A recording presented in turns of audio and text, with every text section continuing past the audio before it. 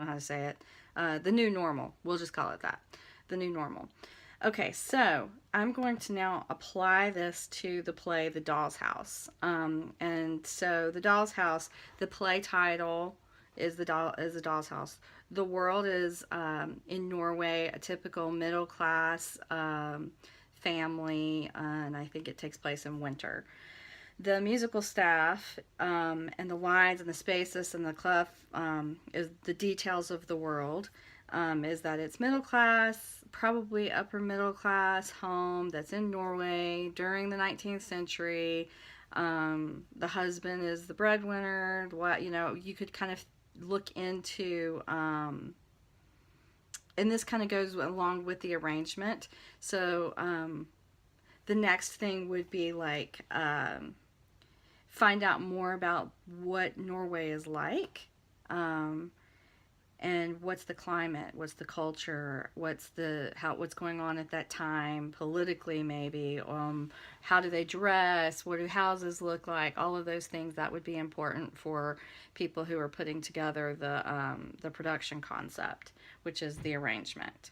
Okay, so then let's talk about the parts. Obviously, the soprano is Nora. She's the protagonist. The alto, who's the supporting character, would be her childhood friend Christine Lind. And then the tenor is the protagonist or the love interest. And that would be, you actually kind of have two of those in this. So maybe you have a first and second tenor, and that would be Torvald and Dr. Rank. And what's funny is, I don't know, I think Torvald would need to be tenor slash maybe baritone or something like that, because he actually kind of, and the reason I say that is because the baritone is the villain, right? So that's Krogstad in this story. He's not really the villain; he's the antagonist. I guess we'll call him that. But in a sense, so is Torvald. So you could place him as a tenor, I guess, which would be a cross between the two. And I feel comfortable with that. Now, I'm not saying these people would actually sing. I'm just saying that in the way of putting it together so that it makes sense musically and something that we can understand, it gives us something to go off of. And then the bass is the driving force or the motivator, which in this case is the truth. The truth of everything in the play. The dynamics or the character dynamics is the tendencies of each of the characters that are in the play as they are written. And you could detail that out a little bit more from actually reading the play. Or if you were writing the play, you would have that be a little bit more specific. So then let's talk about the musical phrasing or the recurring themes or the themes that happen throughout the play. The intro is not in this one. We don't have a prologue. We don't have an intro. We do have a first verse in stasis, which is in the beginning, everything seems well. Torvald and Helmer seem to have the perfect, happy little marriage and everything. And Torvald's getting a new job at the bank, and now they're not going to have to worry about money anymore. And then somewhere in there we meet Nora's friend Christine, who has fallen on hard time. She's having a hard time with things monetarily, and so Torvald gives her a job. Also, we meet Dr. Rank, who is their family friend, and we find out, we know that he's slowly dying. So everything is not perfect with him. Okay, so that's the stasis. Then the second verse is an inciting incident or crisis. Krogstad brings trouble, and Nora is freaked out. So things start to go bad for Nora because now she's borrowed, because we find out that she's borrowed money from him and forged a signature, and now Torvald wants Krogstad to he wants to fire Krogstad from his job at the bank, and Krogstad does not want that, so he threatens Nora that he's going to reveal the secret if he gets fired. Okay, so all of that is second verse. Okay, then the chorus is, or the major dramatic question, which is also the same as the hook. Okay, so in the song, the thing we keep going back to is, you know, the hook and the chorus that repeats. And so in this case, it's what's the truth, and, you know, or well, yeah, will their marriage survive? Is their family dynamic strong enough for their marriage to survive, even if she tells him, right? So then the third verse, which is optional, the third verse and the second and future choruses, those are optional. They're not all in all songs, and they're not in all plays. There could be another crisis. In this case, there is. Krogstad and Christine get back together, and Krogstad has he decides to change his mind about blackmailing Christine, and Christine, I think Christine wants for Nora to let Torvald read the letter. She thinks that there's too much that is not known between them as a couple, and that she needs to let him know, so that she knows where they stand, I guess. And so then she's considering what to do. Nora and Torvald come home. They go to a party, and then they come home, and Dr. Rank stops by, and Nora finally decides to let Torvald open the letter. Okay, so that's the third verse.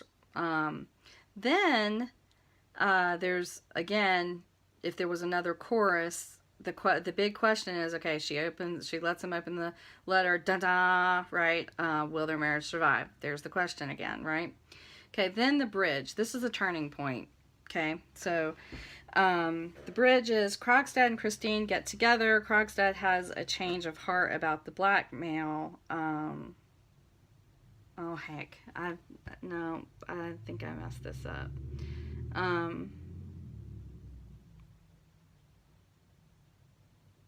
Yeah, so that other thing that I was saying about the third verse, I was wrong. That actually, I put it in the wrong spot twice on when I'm trying to read off of here, because there's no way I could remember all this. So that's actually the bridge. Krogstad gets together, has a change of heart about the blackmail. This is where the change happens. I'm so sorry. But Dr. Rank lets him know that he's dying. There's things that they come home from the party, and then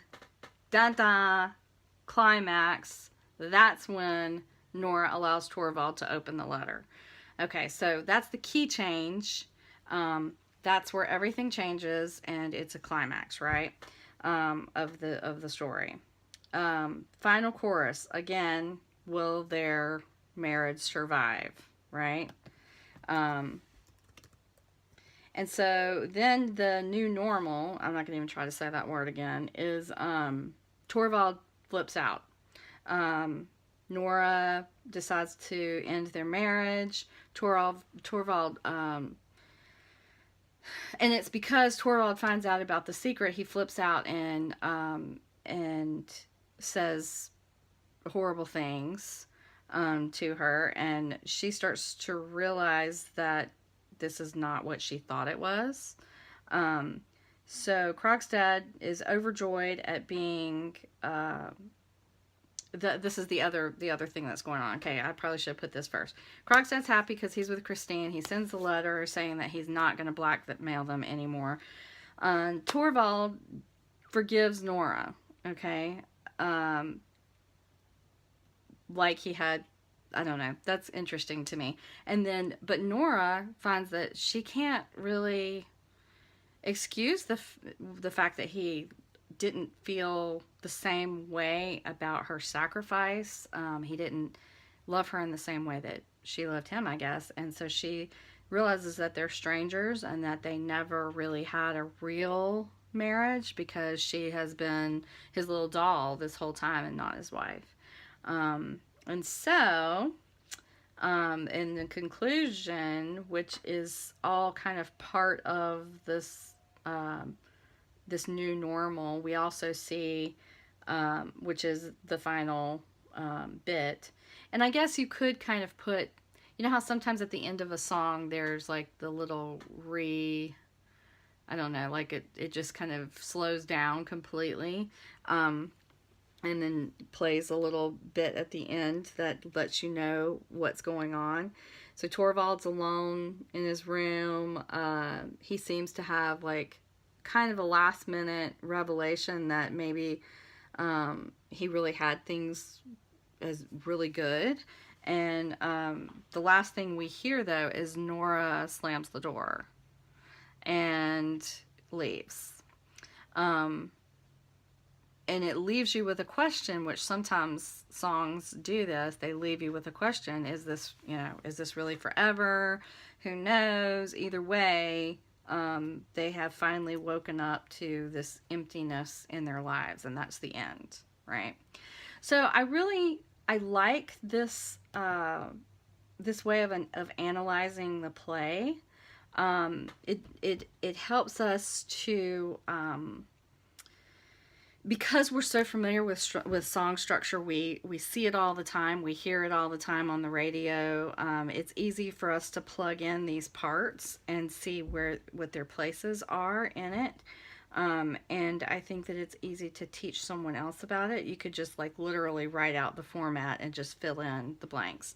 And so that's what I've done. I've created a worksheet for people to use, and I will post that here.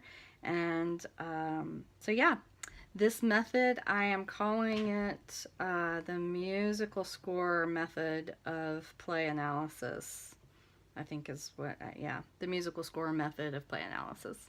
So, all right, that's it for today. See ya.